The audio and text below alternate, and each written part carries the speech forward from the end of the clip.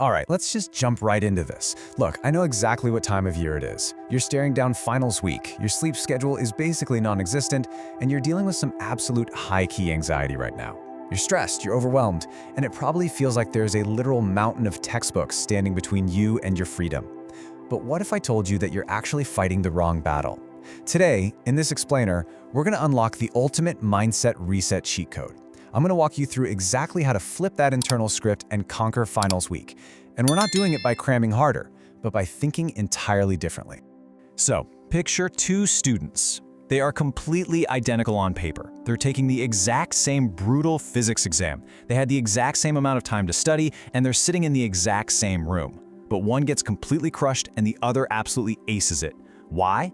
Well, it isn't luck, bro. It is entirely based on their mindset. Student A looks at the test and immediately thinks, this is too hard, I can't do this. Boom, game over before they even picked up the pencil. But student B looks at that exact same test and thinks, okay, this is hard, but I will learn, I'll figure this out. The real difference in who wins and who loses is literally decided in those first 5 seconds inside their own head. The source material we're looking at today uses this amazing metaphor for how this mental process actually works. Your mind is literally like soil. It doesn't judge what you plant in it, it just grows whatever seeds you drop.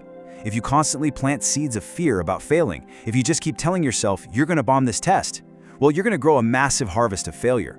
But planting belief? Man, that hits different. When you plant seeds of hope and confidence, you grow success. The soil doesn't care, it just gives you back exactly what you put into it.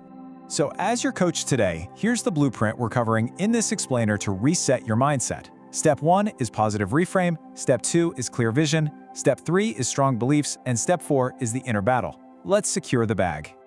All right, Step 1, positive reframe, or failing forward. Now listen, positive thinking isn't about being delusional or pretending that organic chemistry isn't insanely hard. It's about gaining a tactical advantage over your reality. It's that tool that keeps you standing when the pressure is really on. The absolutely crucial point here is how you process a setback. When an average student bombs a practice quiz, they say, I failed, I'm terrible at this. They internalize the whole thing. But the successful student, the one who ends up at the top of the class, they take that exact same bad grade and say, okay, I learned what not to do, I see exactly where my gap is. Reframing an L into a lesson totally changes your trajectory, no cap. The event is exactly the same, but the thought process completely changes the outcome. Moving right along to Step 2, clear vision. You've got to see the win. Look, if you don't actually know what your end goal looks like, you're going to get completely lost in the sauce. You literally can't hit a target you haven't painted. Successful people, the students who just crush it, they have a crystal clear vision of what they're trying to achieve before they even open a book. Listen to this quote because it is everything. Like an athlete, you must win in your mind before you step onto the field. I need you to take this athlete metaphor and apply it directly to your academic life. You have to visualize that A+ before you even walk into the exam room. You feel me? See yourself sitting at the desk, feeling confident, knowing the answers, turning that paper in with a smile. If you can't see the win in your mind's eye first, your body won't know how to execute it when the timer starts. Next up is Step 3, strong beliefs. Time to upgrade your internal system. So your vision gives you the destination, right? But your belief system is the engine that actually gets you there.